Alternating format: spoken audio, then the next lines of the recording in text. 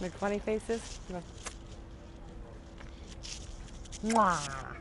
These are the moments with her daughter, Angela locks away. Because with her 5-year-old, they're already beginning to happen less and less. She's actually changed so much to where she's mean. You know what I mean? And I think it's already done a toll on her. I don't even know what else to expect out of it. There are few expectations when you're homeless. Angela and her daughter became homeless more than a year ago. Angela is educated, held a job, had a home, until the economy, bad luck, and worse times. All right, Bram. Lucky now for the bottoms of 2 bunk beds in a common dorm. Fortunate not to be on floor mats like so many others here at the Eastern Family Resource Center in East Baltimore County. All right, Brandy. It's 20 after 8, honey. We got to get ready for bed, okay? We asked Angela to create a video diary to show us their reality. Come here and give me a kiss. Because while fortunes change, All right. Lay down. Get some sleep. routines cannot. Mom, make you chip in the morning, okay? Bedtimes are strict, and in a common dorm, everything becomes a shared experience. Please, come on and get up. Getting up and ready for school is its own challenge. Brandy. Come on. Come on. Sweetie, come on. You gotta eat breakfast. If you don't get up, you're not gonna be able to eat. I'm tired. I had a dream about getting a home that Mommy said that we'll get a home like tomorrow, today or something. And it just hurts me when I be in a shelter and stuff and I don't like being here. Hardly the home she knew, but home for now. Lessons in hard times shared by more and more children every day. There are more than 13,000 homeless school children in the state. In the last 6 school years, the homeless student population nearly doubled in Maryland, the worst of it in the last 3 years as the economy dove and the housing bubble burst. Yeah, I believe I don't think we've hit the bottom of it yet. Dr. William Cohey is the state coordinator of homeless education, in charge of coordinating all of Maryland's school districts to comply with what's called the McKinney-Vento Act, a federal directive that pushes to, quote, remove all barriers for homeless students.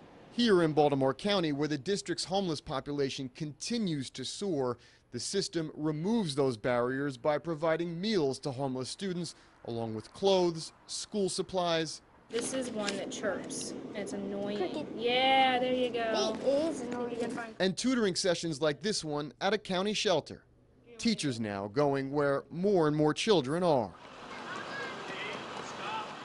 But for nearly all districts, complying with the federal law means transportation to the students' original school before they became homeless. Last year, Maryland spent nearly 9 times the amount of grant money it gets for transporting these students, stretching an already tight budget to provide often the only stability for a growing generation adrift. It's going to put a lot of burden on decision makers to find what money they can to make program offerings as efficient as humanly possible, etc.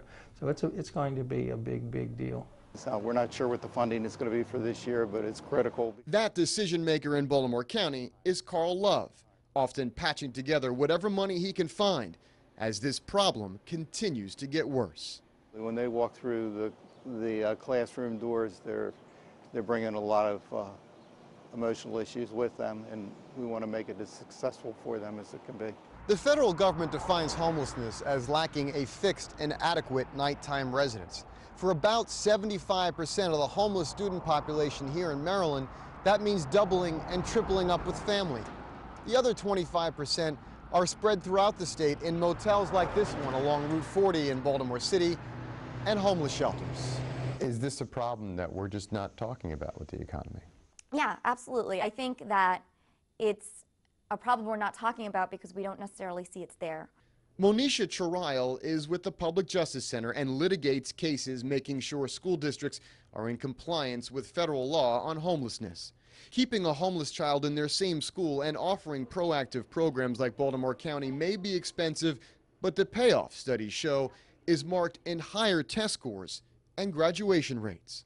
It really ends up making a difference to these kids to have the benefit of school stability and support, so that school can be a place of opportunity even as they're experiencing, trauma and instability at home. Homeless shelters are often the last stop on the daily bus route.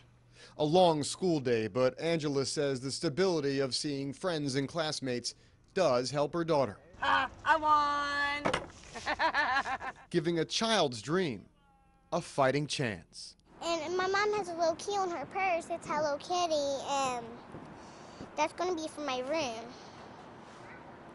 And I always wanted that. She showed us that key her mother bought for her. It's right here. Still uncut, waiting for a lock to a door, to a room of her own, to a home. For a 5-year-old, you don't know what's going through their head all the time because they don't tell you. With her telling you about the key, it just makes me upset. That means I gotta try harder. My baby. In Baltimore County, Brian Kubler, ABC2 News.